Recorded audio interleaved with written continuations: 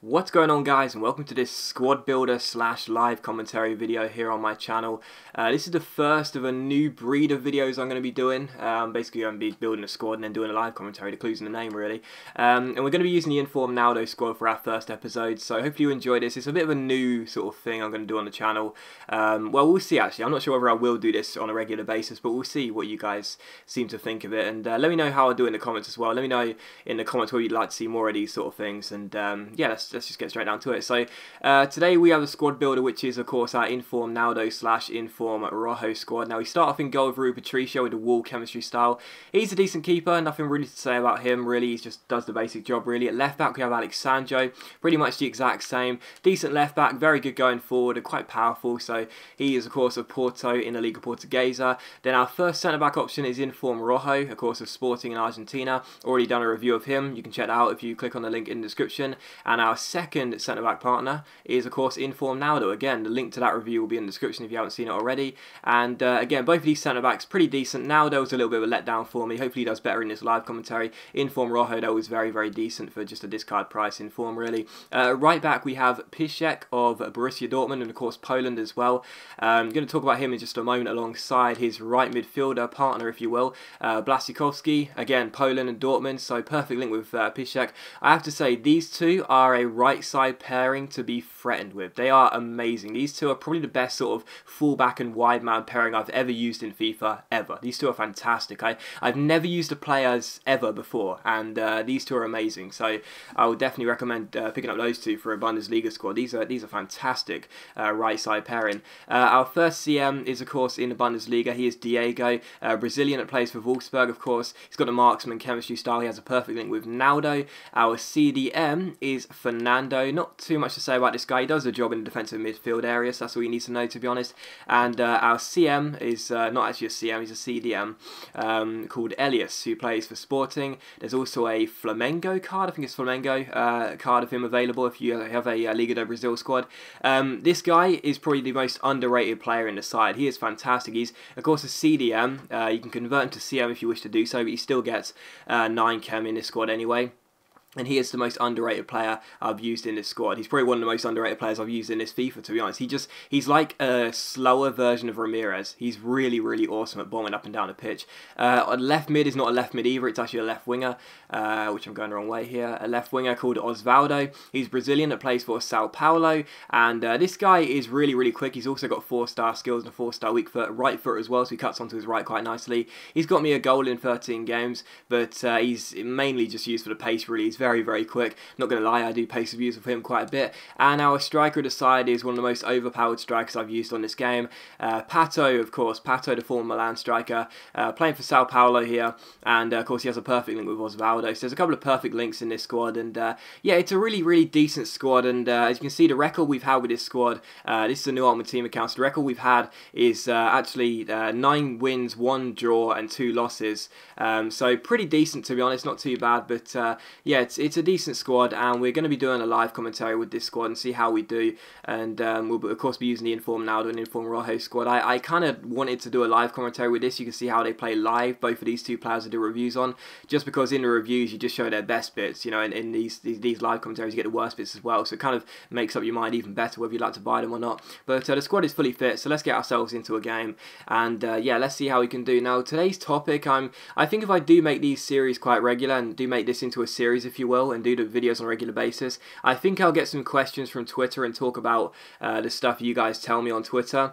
But for today's live commentary, I want to talk about what is going to be happening on my YouTube channel in the near future. So basically what upcoming videos I have and what upcoming series I'm going to be doing as well.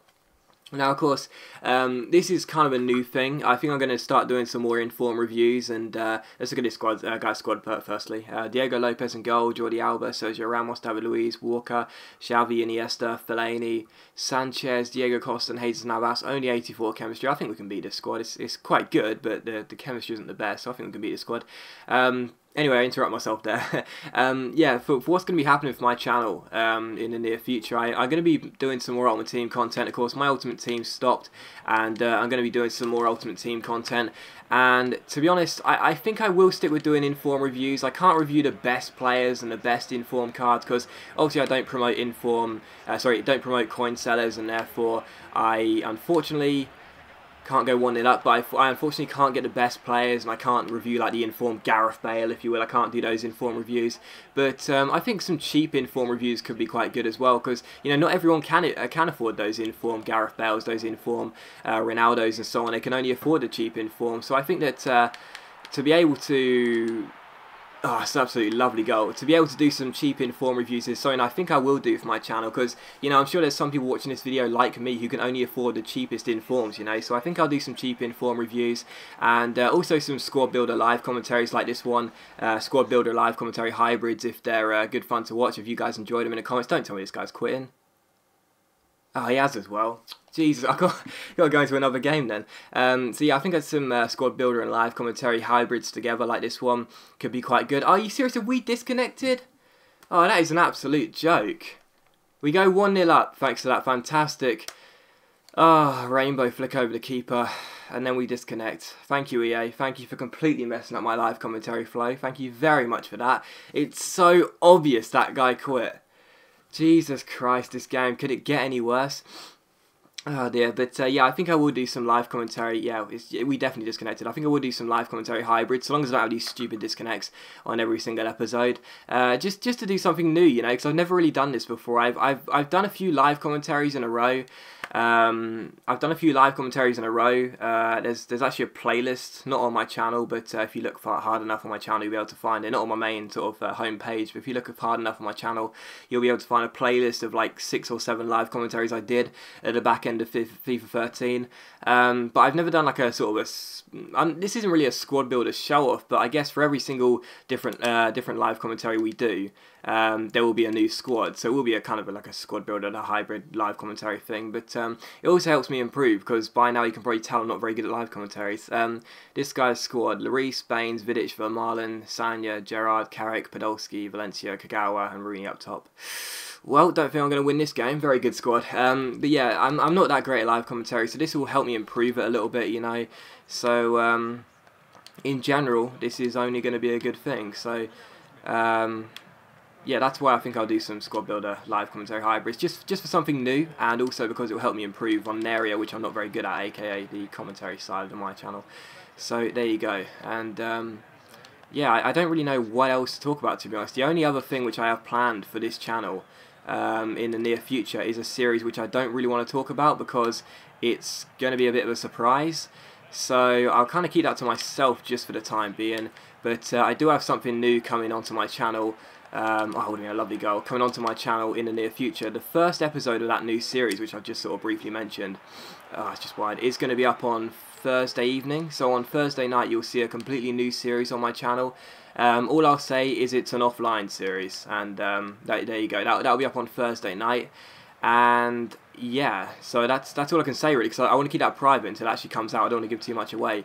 But a lot of people have also been asking me whether I'm going to be doing a new career mode anytime soon, and the answer to that question is yes and no. I'm definitely thinking about doing a new one, and it probably will happen, because I do know there's quite a few people that have not become bored of my current career mode, but have found it to become a little bit too, like, it's gone on too far, if you will, and you need something new, you need something fresh, and just moving to a new team won't really cut it completely. So I was hoping the Scorpion get that one. So I think I probably will be doing a new career mode very soon. What I think I'll do actually is at the end of this season, for my career mode, for anyone who watches that at Spurs, at the end of this season, what I think I'll do is basically do a straw poll and ask you guys to vote. Leave it up there for 24 hours, like I do when I ask you guys whether we should join a new club or not. Leave it up there for 24 hours, and basically I'll just ask the question: should we start a new career mode, yes or no?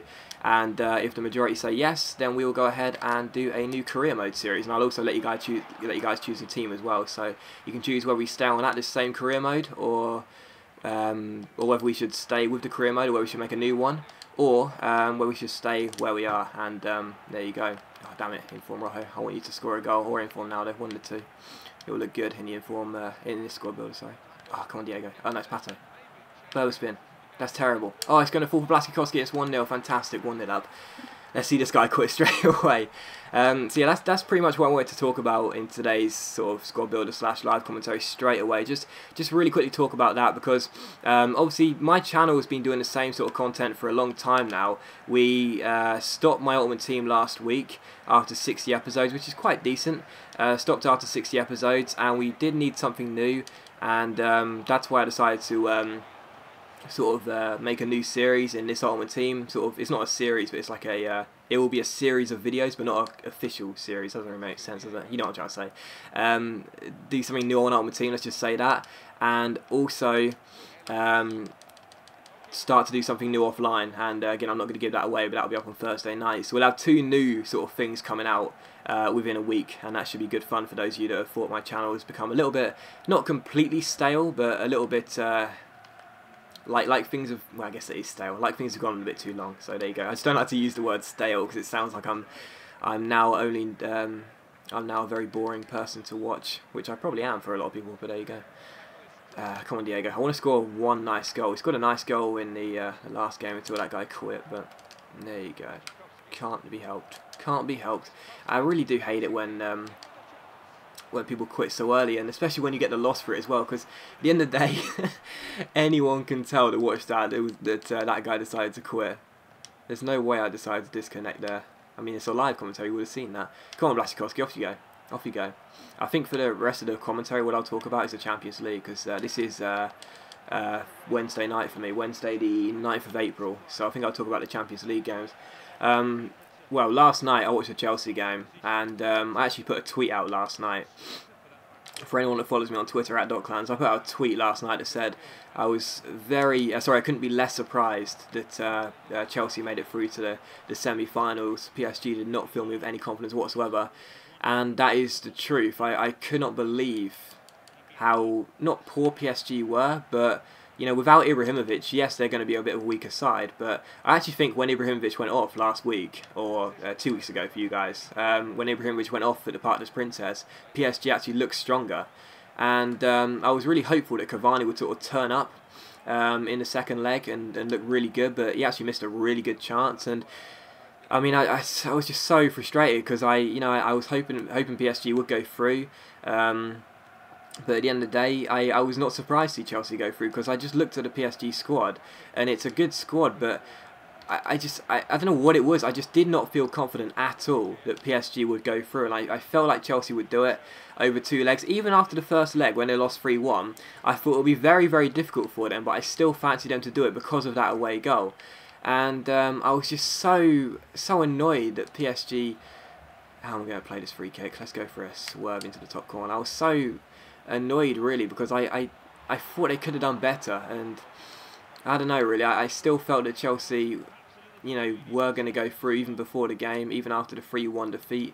And unfortunately, my not my worst nightmare, but my my disappointed face was indeed shown, because I'm obviously not a big fan of Chelsea, but there you go. So yeah, I thought Chelsea would go through anyway. As for the other tie last night, which was Real Madrid versus Dortmund, even though Real Madrid lost, they of course still went through. And I've said since the beginning I fancy Real Madrid to win the Champions League, and I'll stick with that. I'll stick with that assumption. I still think that where am I going with this ball? I still think that Real Madrid will win the Champions League despite losing last night and having Borussia Dortmund beat them by 2-0. I still think they'll win the Champions League. Of course, Ronaldo remained on the bench for that entire game, and yeah, I guess it kind of showed, really. I only watched the highlights. I didn't watch the full game like I did with the Chelsea game, but I guess it kind of showed a little bit. But as for Dortmund, they of course were last year's finalists. They go out in the quarters, which isn't too bad to be honest, but maybe you would have expected them to do a little bit better. I was going nowhere there. Maybe you would have expected them to do a little bit better in the first leg. Of course, they just got completely overturned by Real Madrid. Of course, they made up for it in the second leg, but obviously it wasn't going to be enough. But there you go. And as for tonight, I kind of just like I said, I listened to the United game in the bath, and I think everyone kind of knew that Bayern Munich were going to go through. Although, God, I've been all over this guy. He hasn't had a single shot. I think everyone kind of knew that Bayern Munich were going to go through, but you kind of have to praise Manchester United a little bit because they weren't actually too bad.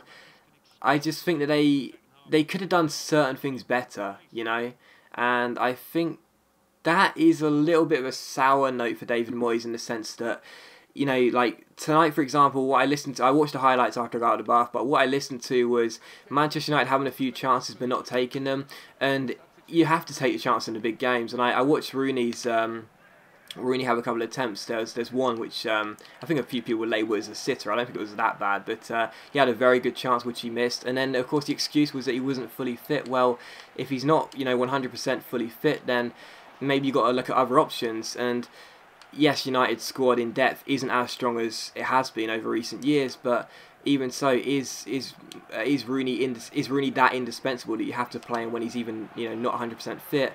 And you have to make excuses for Rooney, you know. And for me personally, I think Rooney is a great player, but I certainly don't think he's indispensable.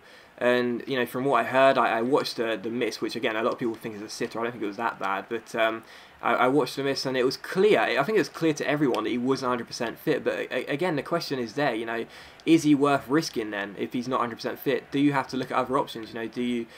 I don't know. It's difficult to say really, but you know, for United, I think you do have to give them a little bit of credit for the fact that, you know, they came up against the holders, they came up against arguably the strongest side in the world, and arguably the best side in the world is, of course, Guardiola, and they didn't embarrass themselves, I guess.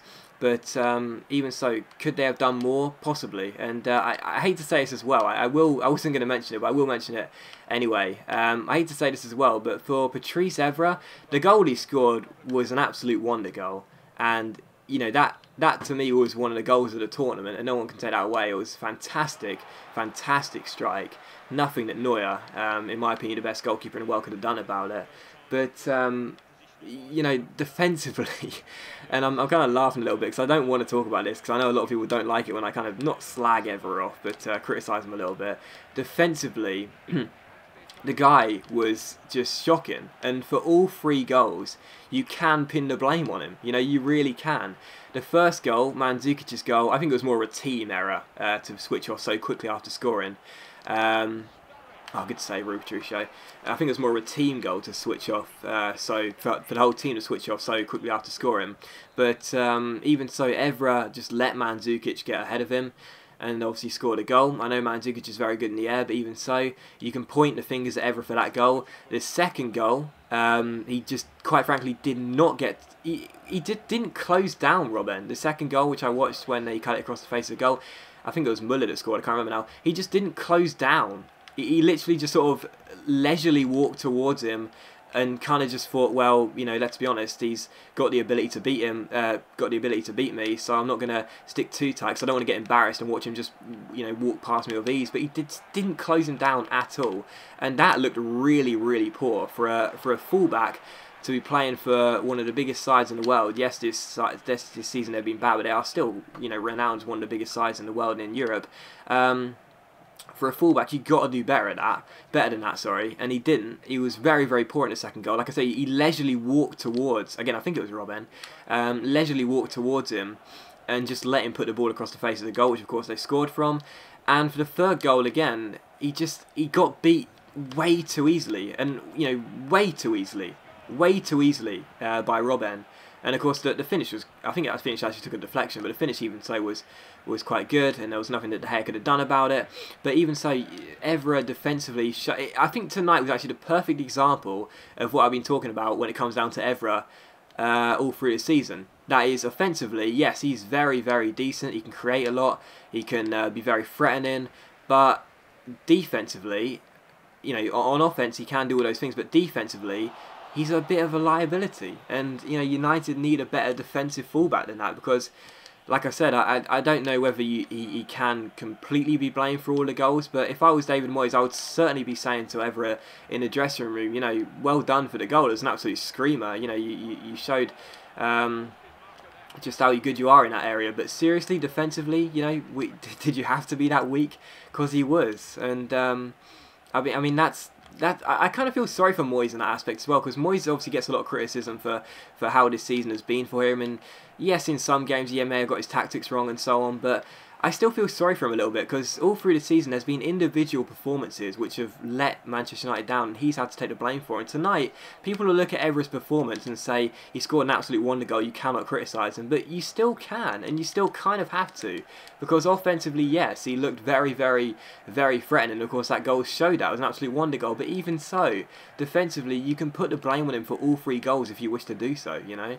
And I think this game kind of showed exactly what I've been talking about when it comes down to Evra over the past season or two. He's just not defensively aware enough, you know. And there you go. But I think I've spent about 20 minutes talking about Evra, so I think I'll have to stop now. But the other game, the Atletico Madrid game, they of course beat Barcelona by a 1-0 there for on aggregate. I haven't even seen the Koke goal. I haven't had time, and so I don't know how good it was. But from what I heard, Barcelona looked quite timid, and that's quite not surprising in the sense that you expected them to dominate. But for a team of Barcelona's calibre, again, I can't really comment on it because I haven't seen the highlights and I haven't even seen the goal. But even so, I actually thought Barcelona would have won tonight, and the fact they didn't is, again, not too much of a surprise that I'm in shock. But even so, it's kind of cool to see Atletico Madrid there, because I think a lot of people didn't think they would have got this far, and myself included, and it's kind of cool to see them in the semis. And I still think whatever side faces them in the semis will not be celebrating the draw, but good, the game's over now. Not be celebrating the draw, but I still think they're probably the weakest out of all the 4 sides. But even so, they do have a great side. I'm not sort of underestimating Atletico Madrid, but I think if Chelsea draw them, if Barcelona draw them, if Bayern Munich draw them, or if Real Madrid draw them, I still think they'll be a little bit more relieved that they don't have to face obviously one of the other powerhouses. But it should be quite an interesting semi-final draw anyway, and I would like to think Atletico Madrid could go on to win the whole thing, because that would be a bit of a surprise. Oh wow, what was I doing there? I slid in with both Naldo and informed Rojo like an idiot. And informed Naldo's probably going to get sent off as well. Yes, as well. I can't put the blame on him for that one, that was my fault. But oh dear. But yeah, I think it's going to be an interesting semi-final draw. But I'll stick with my belief, and that is that Real Madrid will go on to win the whole thing. But there you go. Oh dear, I can't believe that this squad builder was supposed to showcase these 2 informs, and I've got one of them sent off. Then again, inform now has been shocking naturally anyway. And I saved a penalty. Fantastic. And that should be the game anyway. Come on now, let's just end this thing. I've won it, so come on, Elias, let's just shut the guy down. There we go, we won the game by 2-0. So yeah, that was this squad builder / live commentary. I think on a regular basis, if I do these on a regular basis, I'll get questions from Twitter, so you guys can feel a bit more involved. But hopefully you enjoyed this video regardless. Hopefully you got a feel to see how informed Naldo and informed Rojo are anyway. But to be honest, I found that game very, very easy. So for centre backs, they probably didn't get showcased very well. But even so, hopefully you enjoyed this video regardless. Please let me know in the comments how I did. Let me know with some feedback, and please let me know as well if you'd like to see this on a regular basis. And also, yeah, let me know whether you'd like to see questions answered from Twitter in future commentaries. But let me know how I did anyway. I'd love to hear your opinions on this video. And yeah, thank you very much for watching. I really hope you have enjoyed it. And I will probably see you for another Inform review, probably sometime next week. And yeah, thanks for watching. Hopefully you enjoyed. And I will see you for another Ultimate Team video very soon.